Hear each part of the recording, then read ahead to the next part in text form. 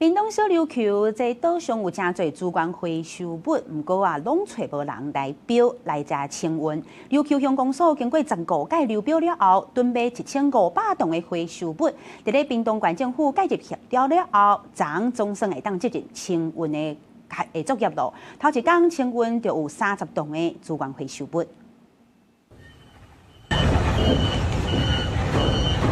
5台夾仔車對貨船駛上花，一台一台準備要去糞掃場清運資源回收，嘛代表小琉球囥幾6個月糞掃，總算是會當開始清並。小琉球清運作業，初7屏東縣府介入之下完成標案發包，16早起清運業者出動5台夾仔車，頭天順利甲大約30棟的資源回收再回來，確保說這個得標廠商在整個清運的一個過程，不會再有受到外力的干擾，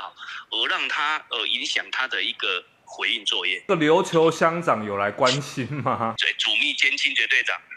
最早就有先到，然後後來那個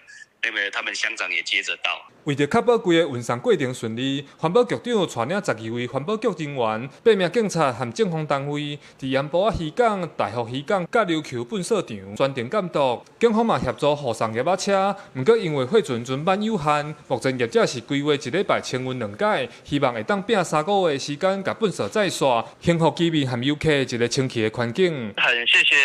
縣府這邊的協助啦，就是可以盡快幫我們把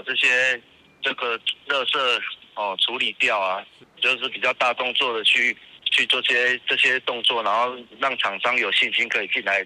標這樣子啊。屏東縣政府強調，這擺介入除了協助清運，目前蹲佇島上的資源回收、糞掃清運，自頭到尾算是地方責任。希望琉球鄉公所會當好好建立正確的廢棄物清運制度，避免同款的情形重複發生。記者柯明哲，屏東報道。